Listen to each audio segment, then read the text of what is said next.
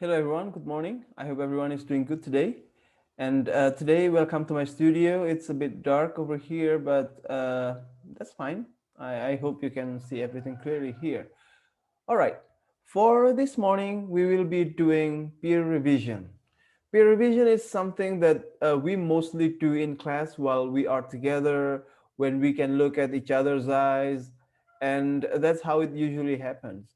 And now we're doing it online, and I'm not sure how it will turn out. But as of now, I'm quite happy with the discussions that I have with my students online.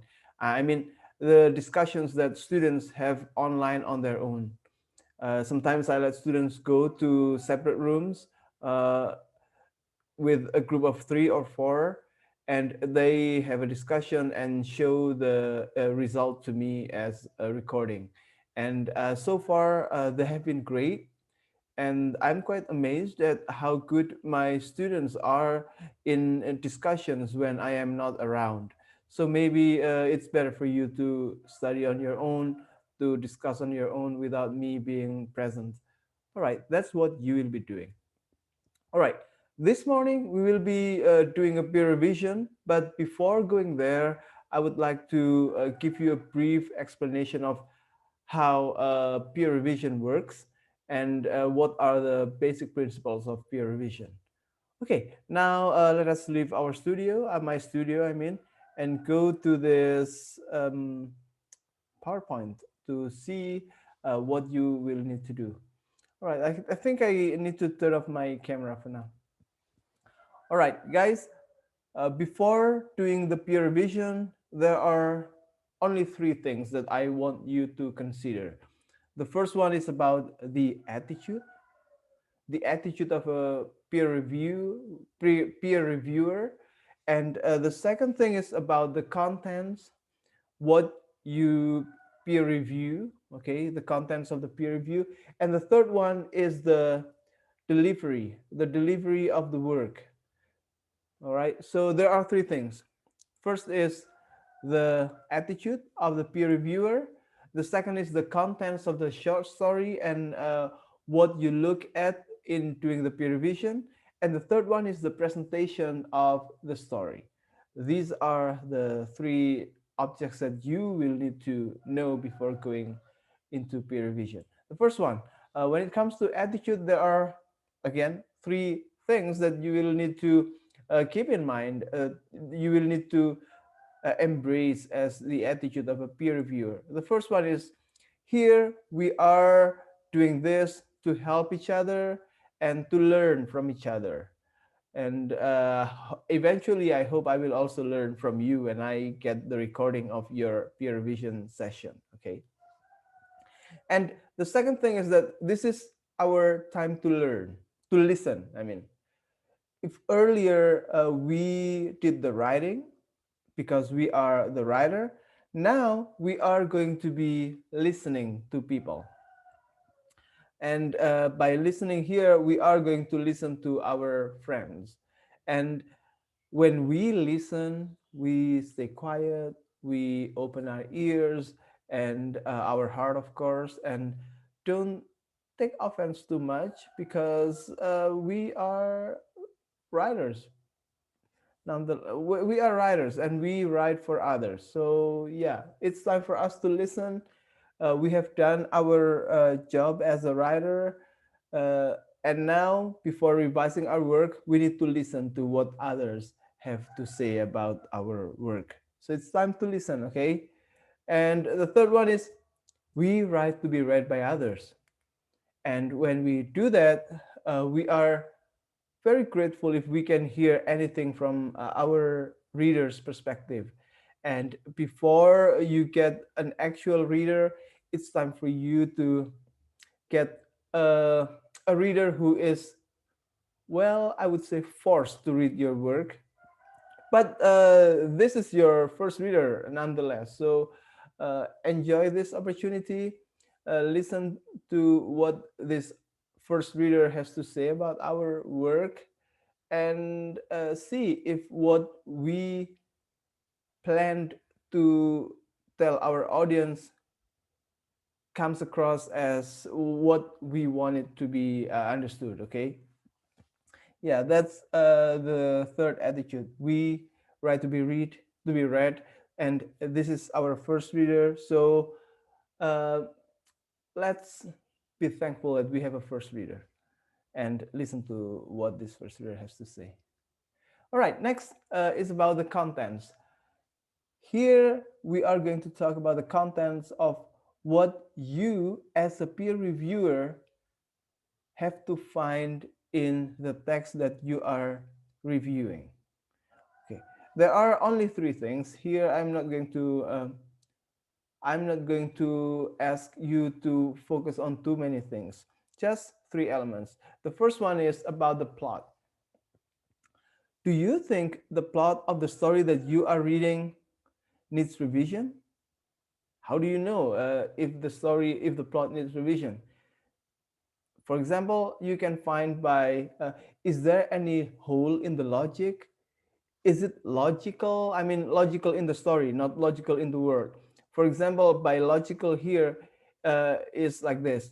If at the beginning the story promises that there is going to be a death in the story, and in the story, at the end of the story, you don't find any death in it, then it is not logical. According to the story, it will be logical if there is death because it has been promised. All right. And another thing is that if the character here appears to be afraid, for example, appears to be afraid all the time, but all of a sudden in the story, this character is not afraid at all without any particular reason, without anything that justifies his not being afraid, then it is not logical. So by logic here, I mean the logic in terms of the story, okay, according to the story. And something else related to the plot is whether the story opens well, but then, or the story has a good conflict, or does the story open with something shocking or something strong that will keep the reader engaged? And also, we can talk about, does the story end with a punch, with a twist, with something shocking? So these are questions that you will need to answer as you read. Okay, if the story doesn't end with a strong opening, then you can consider changing the plot, maybe shifting the second paragraph to the first paragraph, just for example. Okay, or if the story doesn't end with a punch, maybe you can suggest another type of ending that will make the story end shockingly. And just so you know, writers are often open to suggestions by potential readers. Uh, Many writers, mostly in non-Indonesian countries, in Western countries, they listen to their editors a lot. Editors are people who have a strong sense of story. They usually have read a lot of stories and they can suggest changes if changes are necessary. And writers often listen to these editors, although not all the time, of course. And the second thing that you need to find out in terms of contents is whether the story shows or tells. By shows here, I mean the story doesn't explicitly describe the character as, for example, he is a very shy guy. That is telling. Most stories don't most people don't like when the story tells about the character like that. You don't just say, for example, Jane is a shy woman. Instead of doing that, what a good writer usually does is Jane would always turn around or look away whenever he whenever she comes across somebody from her workplace.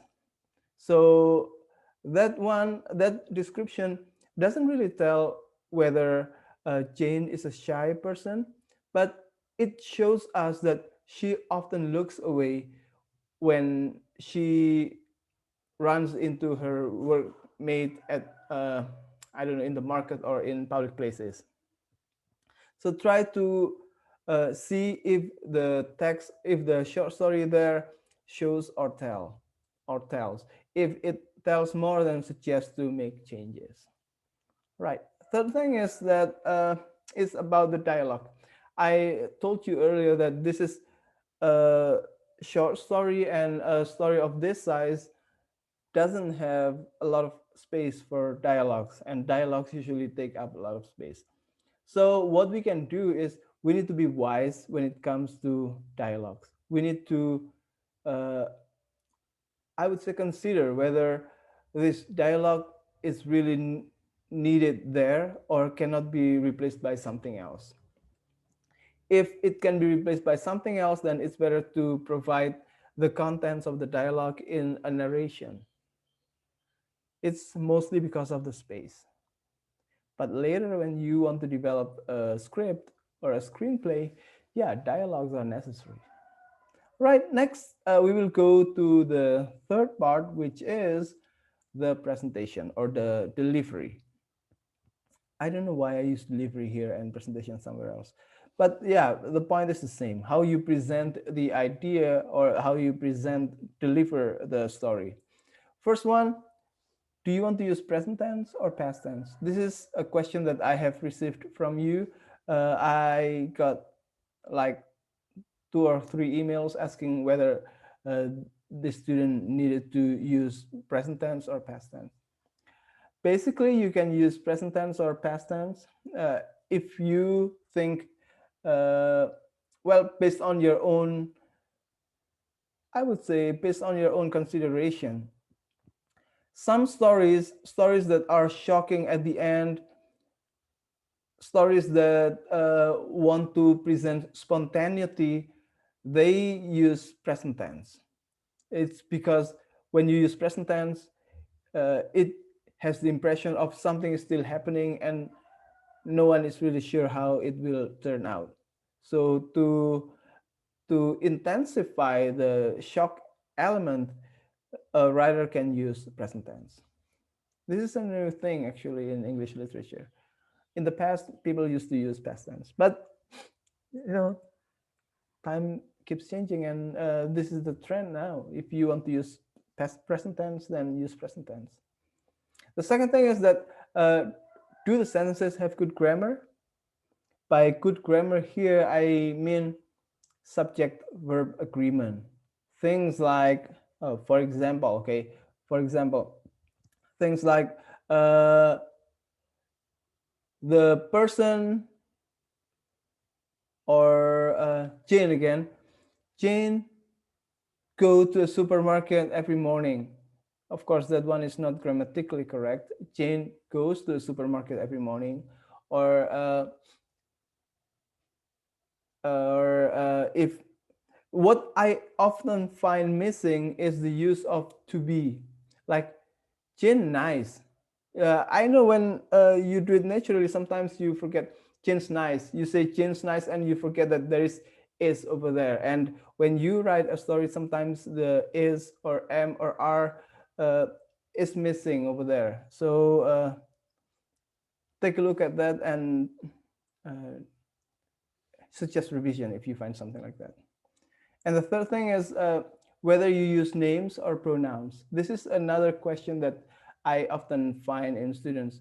Uh, in English, we can use pronouns every now and then, and it is not in Indonesian. So that's why when a non-English speakers use this, we tend to forget the important or how to use names or present. Usually, I would use names in the first sentence of a paragraph. But then in the next sentences, I would use he or she or they, okay?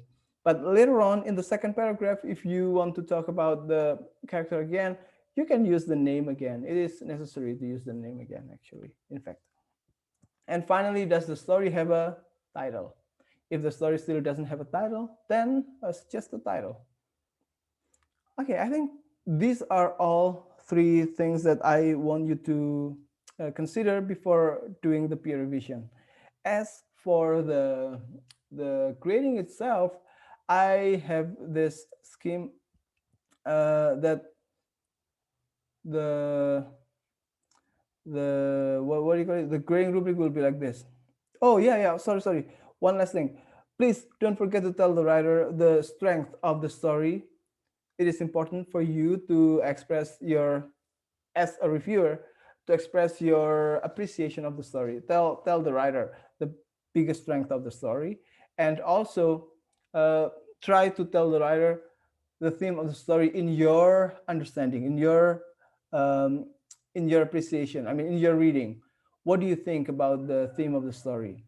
Is it like this or like that?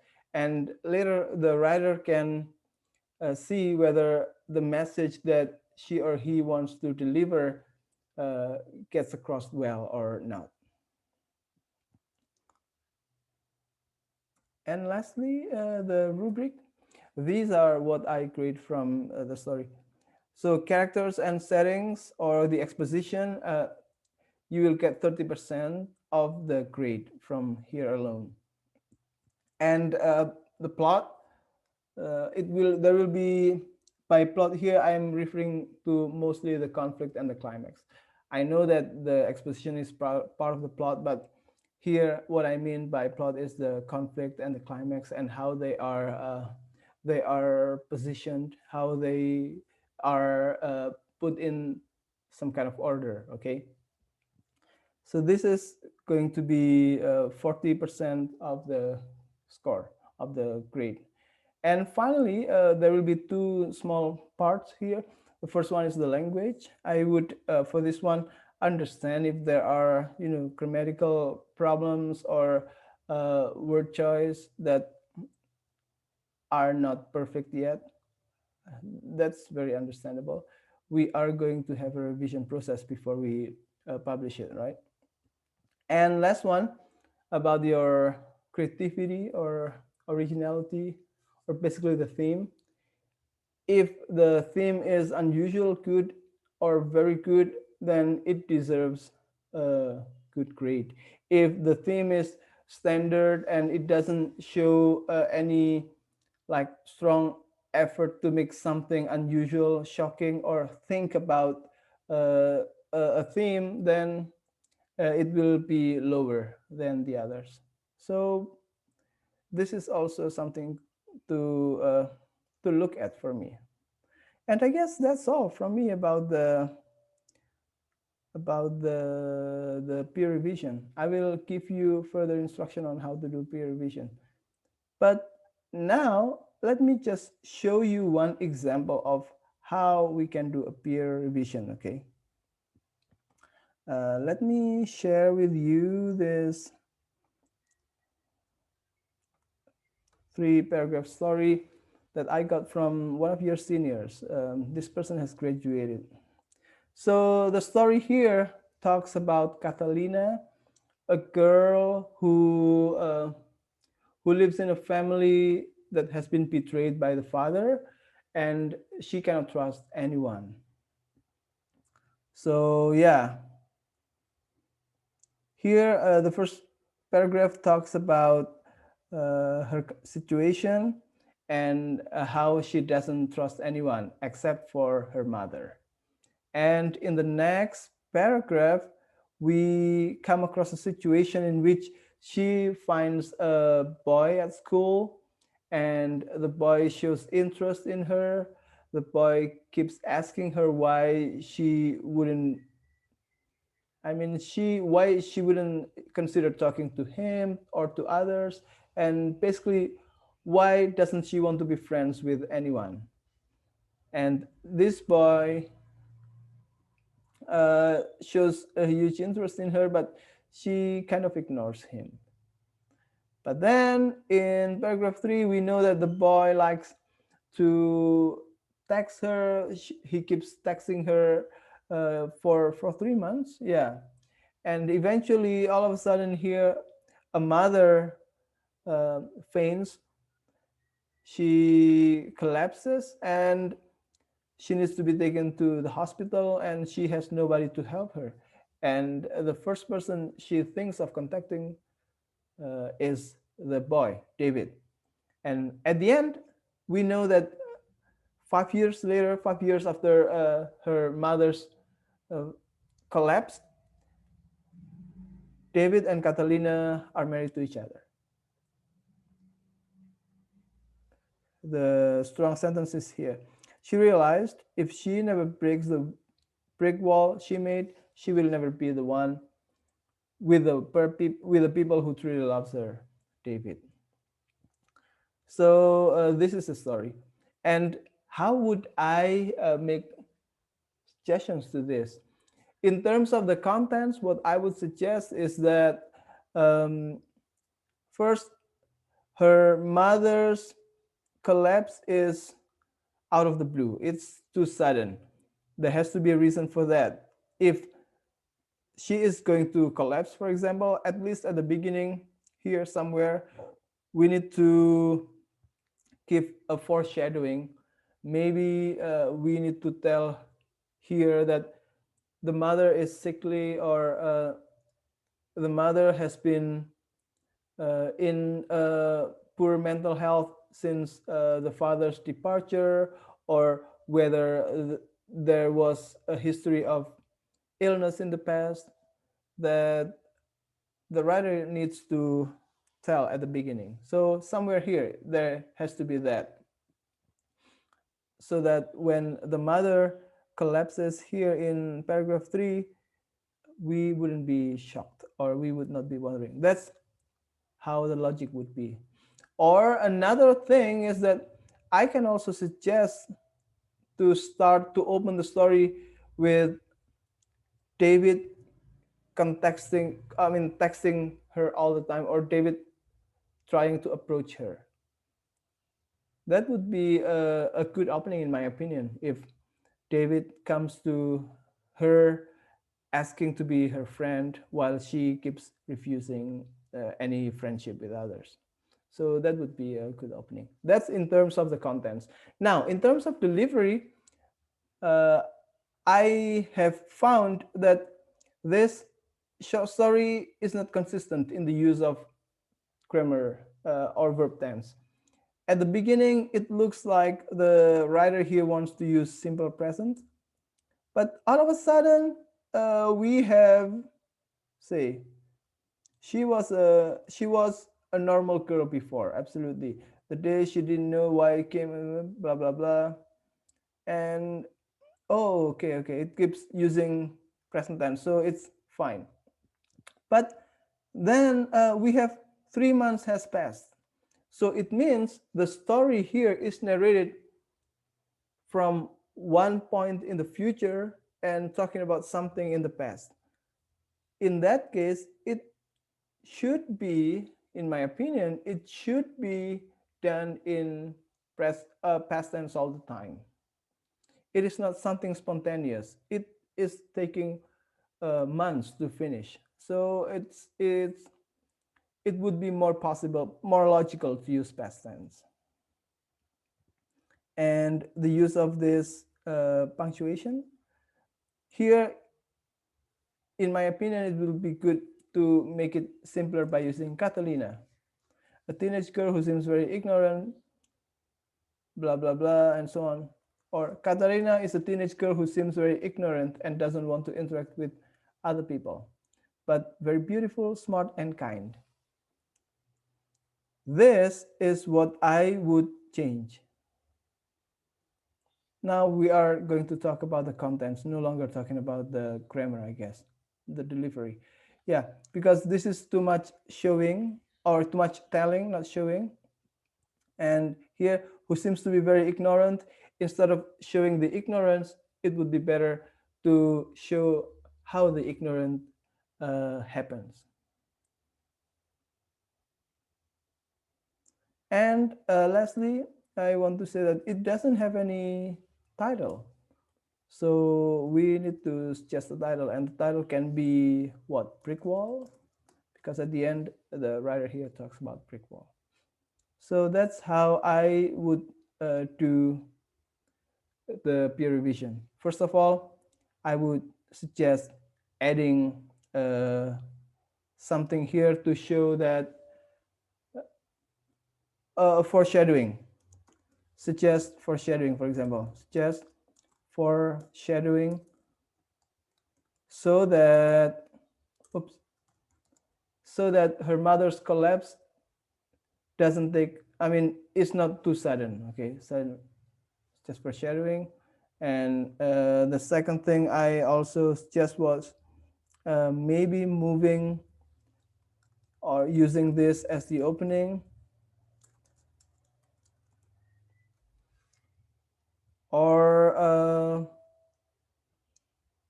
another thing is about the grammar. It's important to use past tense because the story is past tense. And lastly, I also just provide a title and so on. So this is what I would suggest the the writer during a peer revision process. And I hope you can do that as well, guys. And with that, I think I need to close this presentation. Thank you very much. I'll see you later.